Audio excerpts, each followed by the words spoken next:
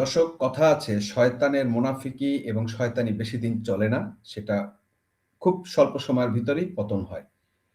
তেমনি আমরা খেয়াল করছি পিনাকি, ইলিয়াস, আ তারপরে এই যে এদের Facebook পেজ এবং আসিফ মাহমুদ, সজীব ভুঁইয়া এগুলো কিন্তু গায়েব হয়ে যাচ্ছে।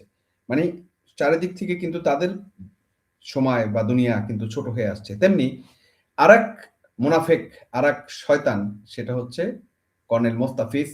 রাষ্ট্রের নুন খেয়ে যারা বিদেশের মাটিতে বসে রাষ্ট্রের বিরুদ্ধে নিমক হারামি করে, তাদের পরিণাম আজ হাতে নাতে প্রমাণ হচ্ছে। বাংলাদেশ সেনাবাহিনী যাদের শৌর্য এবং ত্যাগের উপর ভর করে আমাদের সার্বভৌমত্ব টিকে আছে, সেই সেনাবাহিনীর প্রধান এবং খোদ বাহিনীর ভাবমূর্তি নিয়ে ছিনিমিনি খেলার সাহস কিভাবে হয়? আজ এই তারিখটা মনে রাখুন এবং এর ভিতরে যেটা হয়েছে, প্রতিরক্ষা মন্ত্রণালয় থেকে একটি দাপ্তরিক আদেশ জারি করা হয়েছে। অবসরপ্রাপ্ত লেফটেন্যান্ট কর্নেল মোহাম্মদ মোস্তাফিজুর রহমান, যিনি সুদূর যুক্তরাষ্ট্রে বসে ভিডিও ব্লগার নামে দিনরাত সেনাবাহিনীর বিরুদ্ধে বিষাদগার করে আসছিলেন। তার সকল পেনশন এবং আর্থিক সুবিধা আজ থেকে সম্পূর্ণ স্থগিত। আজ থেকে বলতে 18 ডিসেম্বর থেকে সবকিছু স্থগিত। মোস্তাফিজ সাহেব আমেরিকায় নিরাপদ আশ্রয়ে বসে ড্রয়িং রুমে এসি চালিয়ে সেনাবাহিনীর বিরুদ্ধে কুৎসা রটানো কাজ সহজ ছিল, তাই না? ভেবেছিলেন কেউ কিচ্ছু করতে পারবে না। আজ আপনার সেই অহমিকা চূর্ণ হয়ে গেল। আজকের ভিডিওতে আমরা এই ঘটনার ময়নাতদন্ত করব এবং দেখব কেন এই সিদ্ধান্তটি বাংলাদেশের নিরাপত্তার স্বার্থের জন্য অত্যন্ত জরুরি ছিল। আজকের কন্টেন্ট ডেস্কে খবর অনুযায়ী প্রতিরক্ষা মন্ত্রণালয়ের D11 শাখার উপসচিব মুনতাজিদা পারভীন স্বাক্ষরিত এক চিঠিতে স্মারকনামা আপনারা দেখছেন যে এই যে কঠোর সিদ্ধান্ত জানানো হয়, আদেশে স্পষ্ট বলা হয়েছে মাননীয় প্রতিরক্ষা উপদেষ্টা তথা মাননীয় প্রধান উপদেষ্টা সানুগ্রহ অনুমোদন ক্রমে লেফটেন্যান্ট কর্নেল অবসরপ্রাপ্ত মোস্তাফিজুর রহমানের মাসিক নিট পেনশন এবং অবসরজনিত সকল সুবিধা বন্ধ করা হলো।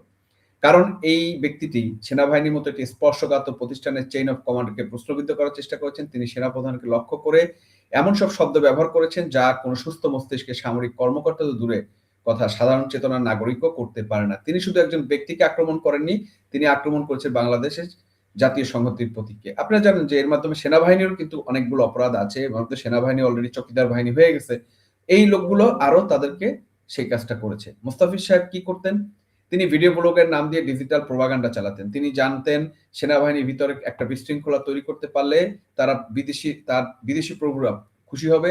তিনি সোশ্যাল মিডিয়ায় ডকুমেন্ট বা নথিবদ্ধভাবে মিথ্যাচার করছেন।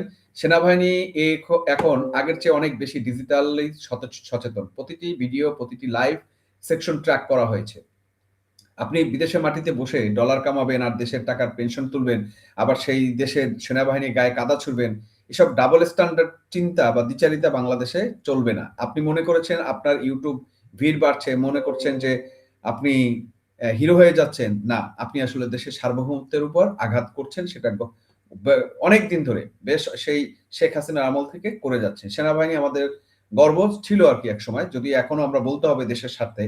আন্তর্জাতিক পরিমণ্ডলে শান্তি মিশনে আমাদের সেনাবাহিনী যখন বিশ্বসেরা, তখন মোস্তাফিজের মতো ব্যক্তিরা প্রোপাগান্ডা ছড়িয়ে আন্তর্জাতিক মহলে বাংলাদেশের ভাবমূর্তি নষ্ট করার চেষ্টা করছেন। প্রশ্ন হলো, এই মোস্তাফিজের শক্তির উৎস কি? কার ইশারায় তারা দিনরাত এই বিষোদ্গার করেন? বাংলাদেশের গণতান্ত্রিক রূপান্তর এবং স্থিতিশীলতাকে যারা সহ্য করতে পারেন না, তারাই এই এই প্রাক্তন সামরিক কর্মকর্তাদের ব্যবহার করছেন। তারা চায় সেনাবাহিনীর ভিতর ফাটল ধরাতে, কিন্তু তারা ভুলে গেছেন এই বাহিনী ৭১-এর রণাঙ্গনে জন্ম নেওয়া বাহিনী। এখানে ব্যক্তিগত ক্ষোভের চেয়ে দেশপ্রেমের অনেক উপরে থাকার কথা। কিন্তু সেটা আমরা অনুপস্থিত ইদানিং দেখছি যদিও। কিন্তু তবুও এটা একটা ভালো সিদ্ধান্ত যে এরকম একটা মুজাফরের বিরুদ্ধে ব্যবস্থা নিয়েছে। প্রতিরক্ষা মন্ত্রণালয় এই সিদ্ধান্তটি অত্যন্ত তাৎপর্যপূর্ণ। এটি কেবল মোস্তাফিজের জন্য নয়, বরং দেশের বাইরে বসে যারা ভাবছেন ধরাছোঁয়ার বাইরে আছেন, তাদের সবার জন্য একটি সতর্কবার্তা। আপনি যদি কোনো বাহিনীর অবসরপ্রাপ্ত সদস্য হন, তবে আপনার পেনশনের সাথে আপনার শপথ এবং আনুগত্য জড়িয়ে থাকে। পেনশন কোনো দয়া নয়, এটা আপনার সেবার স্বীকৃতি। কারণ যখন আপনি সেনাবাহিনীর বিরুদ্ধেই যে ষড়যন্ত্র শুরু করেন, তখন আপনি নৈতিকভাবে সেই স্বীকৃতি পাওয়ার অধিকার হারান। সেনা সদর বেতন, ভাতা এবং হিসাব পরিদপ্তরের পরিচালকের নির্দেশ অবিলম্বে কার্যকর করতে বলা হয়েছে। অর্থাৎ এখন থেকে মোস্তাফিজের অ্যাকাউন্টে আর একটি টাকাও যাবে না। রাষ্ট্রের অর্থ ব্যবহার করে রাষ্ট্রের ক্ষতি করার দিন শেষ। অনেকেই বলবেন, এটা কি বাকস্বাধীনতার হরণ? তাদের উদ্দেশ্যে বলছি, বাকস্বাধীনতার মধ্যে বাহিনীর প্রধানের বিরুদ্ধে মিথ্যা অপবাদ দেওয়া নয়, যে বাহিনীতে সে চাকরি করছে। সাধারণ মানুষ বলে সেটা আলাদা হিসাব। বাকস্বাধীনতা মানে বাহিনীর কর্মকাণ্ড ভেঙে দেওয়ার উস্কানির মতো কি নয়? বিদেশে বসে যারা তথাকথিত বিপ্লবী সাজছেন, তারা কেন দেশে এসে কথা বলে না? মুস্তাফিজের পেনশন স্থগিতের সিদ্ধান্তটি আরো আগে আসা উচিত ছিল। তবে দেরিতে হলো। সরকার যে জিরো টলারেন্স বা সেনাবাহিনী নিয়েছে, এটাকে স্বাগত জানাতে হবে। এই সিদ্ধান্তটি সেনাপ্রধানের মর্যাদা রক্ষা নয়, পুরো বাহিনীর শৃঙ্খলা রক্ষার একটি ঢাল হিসেবে ব্যবহৃত হবে বলে আমরা মনে করি। শুনুন মোস্তাফিজ সাহেব এবং আপনার মতো যারা যুক্তরাষ্ট্র ও ইউরোপে বসে দোকান খুলেছেন বাংলাদেশের আর সেই দুর্বল রাষ্ট্র করার চেষ্টা করছেন, আপনাদের মনে করছেন বর্ডার পার হয়ে গেছেন মানেই বেঁচে গেছেন। ইন্টারপোলের মাধ্যমে আপনাদের মতো সাইবার অপরাধী দেশে ফিরিয়ে আনার প্রক্রিয়া শুরু হতে পারে। পেনশন বন্ধ হওয়া তো দূরে কেবল শুরু, আপনার বিরুদ্ধে রাষ্ট্রদ্রোহিতার মামলা হওয়া উচিত। যারা সেনাবাহিনীর সদস্যদের উস্কে দেওয়ার চেষ্টা করে, যারা সামাজিক যোগাযোগ মাধ্যমে বিভ্রান্তি ছড়ায়, তাদের নাগরিকত্ব নিয়ে প্রশ্ন তোলে এখন সময়ের দাবি। বন্ধুরা, আমাদের সেনাবাহিনী আমাদের কিন্তু শেষ ভরসা। যদিও তারা চৌকিদার বাহিনী হয়ে গেছে, তারপরও এই কথাটা আমাদের বলতে হবে। এই বাহিনীর সম্মান রক্ষা করার চেষ্টা করা দরকার। আমাদের মানচিত্র রক্ষা করা এবং তাদেরই দায়িত্ব। মোস্তাফিজের মতো ২-১ জন কুৎসায় এবং এই যে সুশৃঙ্খল বাহিনীর কি ক্ষতি হবে? হ্যাঁ, ক্ষতি অনেক হয়ে গেছে। অনেক ক্ষতি হয়ে গেছে এবং সেনাবাহিনী এমন জায়গায় নেমে গেছে যেটা নামা উচিত ছিল না। কিন্তু আমাদের আরো সচেতন হতে হবে। এই ধরনের প্রোপাগান্ডা ভিডিও দ্বারা শেয়ার বা বিশ্বাস করেন তাদের বুঝতে হবে এগুলো আসলে দেশ ধ্বংসের একটি নীল নকশা।